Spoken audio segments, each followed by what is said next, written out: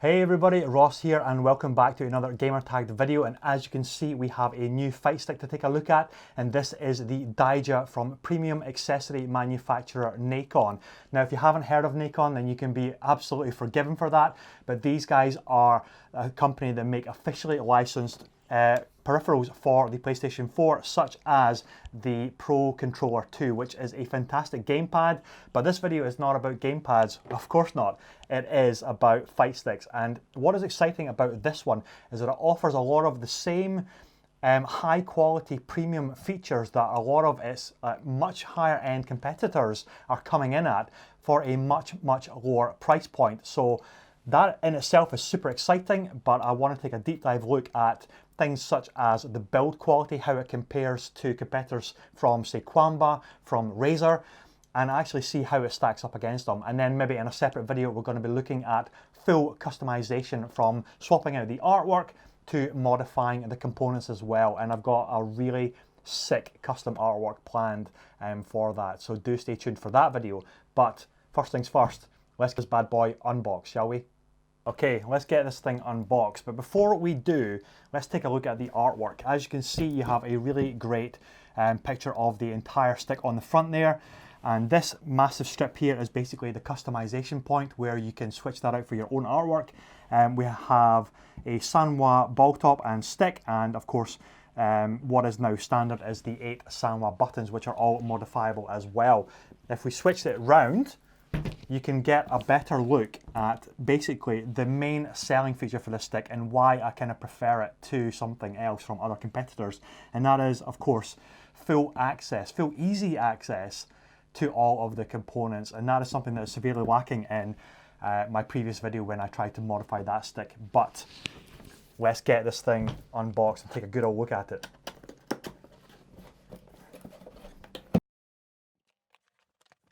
Okay. So the box is open. Oh, if I just tilt that up, you can actually see inside where it comes in a very cool Daija branded little like carry sack, I want to call it, and that looks pretty awesome. Extremely well packaged, which is obviously a great thing. We have these massive foam inserts here. That's obviously always reassuring. And just lift it out. Take off these giant foam inserts. We'll pop them to the side, chuck them there, and as you can see, the physical size of the thing is absolutely ginormous. But of course, if you are familiar with fight sticks, then of course they need to be, because more often than not, they're going to be sitting on your lap. They're going through a lot of, well, abuse, for want of a better word, hammering the keys in the joystick. So they've got to be taking a lot of pounding. So here it is. You ready? There you go. That is the Daija from Nacon, the fight stick, which honestly, this could be a real contender for one of the best fight sticks on the market. I've yet to really play with it to make that like a definitive assessment, but in terms of the features that it offers, this could really shake things up. So let's take a further look at what we've got to offer here. Okay everybody, now that we have the fight stick out of the box, you can really get a good idea for its size and actually how beautiful it is as well. We have this incredibly clean top panel, which has the Daija kind of artwork on the top there, and that is something that we can obviously pop the plexiglass off and switch it out for some custom artwork. But you can also switch out the ball top from the fight stick, and of course these official Sanwa buttons, you can easily switch them out for some custom design ones as well. And now apparently this is an incredibly easy fight stick to modify, which we're going to be getting into in a separate video as well. But it is just a case of popping off these 6 screws on the top. That pops off the plexiglass and allows you to put your own custom artwork in there.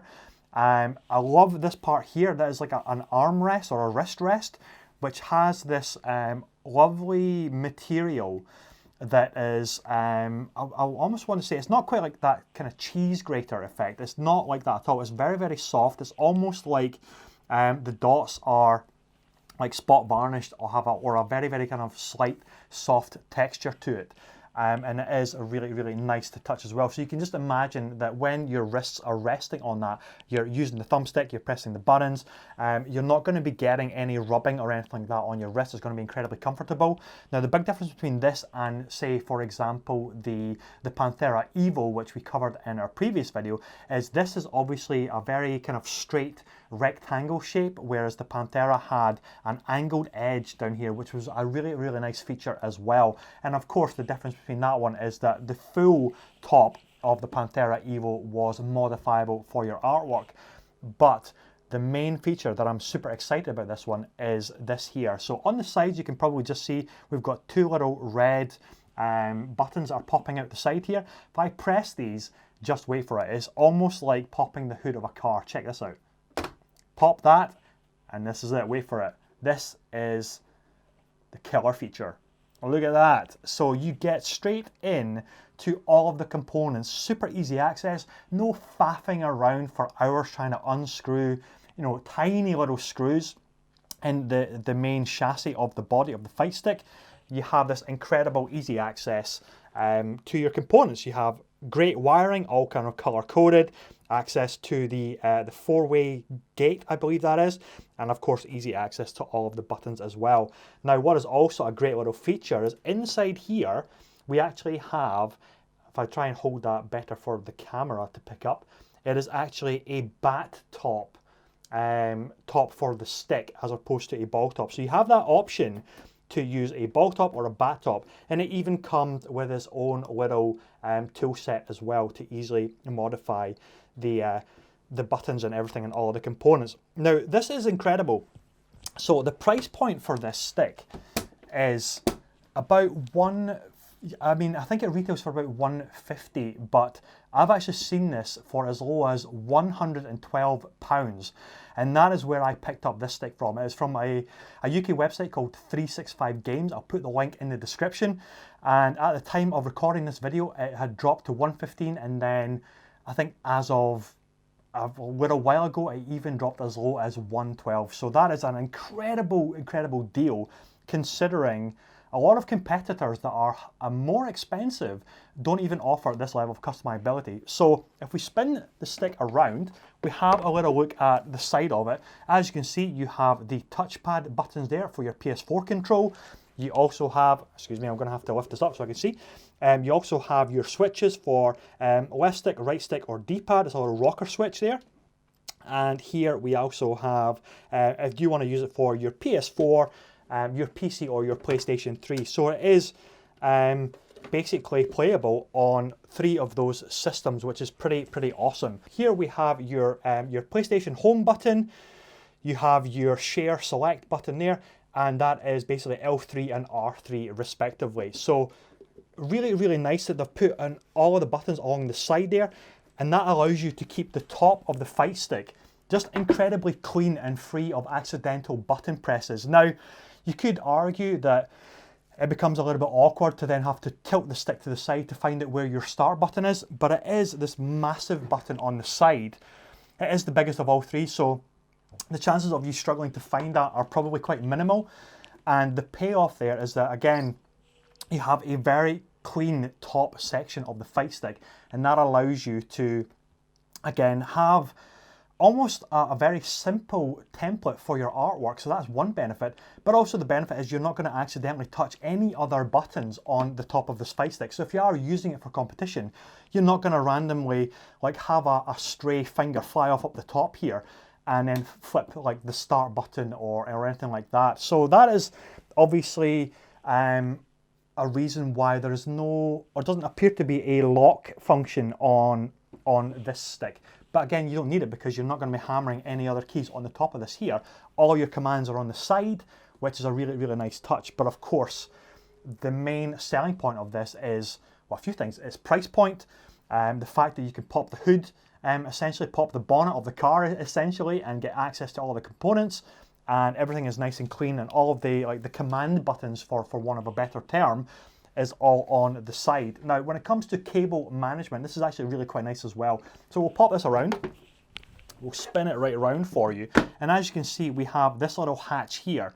Now, some competitors have one where it's just it's like a double click, and this is very, very similar. So you push it. Oh, hold on, spoke too soon. So you push it at the bottom rather than the top. That was my mistake. And as you can see, it opens up like that, and then inside you have a permanently wired USB cable. So if I pull that right out, you should be able to then close the end of it, and again you're getting this really nice, very clean profile. If I turn it to the side, or almost to the side, you can actually see there's no like bulky adapter like sticking out from the stick, which can be found on competitors such as the original Panthera. I know they changed that on the Panthera Evo, so it is a very, very similar solution to this here. But again, you're getting a huge, huge long cable. And again, the cable management is just really, really nicely handled as well. So great job overall. So let's tuck this back in. What I really quite like about this cable management system is that it's actually even easier to tuck the cable back in than from the, when compared to the Panthera Evo, because sometimes I really struggle to bundle the cable up and tuck it in such a way that this hatch can actually close uninterrupted. So a really, really quite impressive solution there. And in terms of physical size and weight, so we're going to be doing a proper side-by-side comparison, but don't get me wrong, this is a heavy beast of a fight stick. And again, that's obviously really, really great to have as well. You don't want anything that's too light, but again, you don't want anything that is so heavy it's going to make your legs sore from it just bearing down on your lap, especially during a lot of tournament competitions. And even if you're carrying this thing around, you're lugging it around from tournament to tournament, you don't want it so heavy that you feel like you're going on a huge trek every single time. But again, it's got a solid piece of weight to it, and that is great. Now, if I move the stand out of the way just for a second, just to flip this over and show you the back, another nice feature is the non-slip mat covers the entirety of the bottom of the fight stick. Now, stack this up against some competitors. Some do have an entire back-filled non-slip mat, whereas others have just little strips of non-slip mat as well. So basically, what I'm getting from this is that Nacon have really looked at competitors, looked at high-end sticks, looking at what they can offer for a reasonable price point. And not only that, it's not even a reasonable price point. They've came in incredibly cheaper than I could ever have imagined, and for the build quality, the feel of the plastics, obviously the components are going to be fantastic because you've got Sanwa components in here. Great job. I mean, it is really, really quite stunning. Really quite stunning.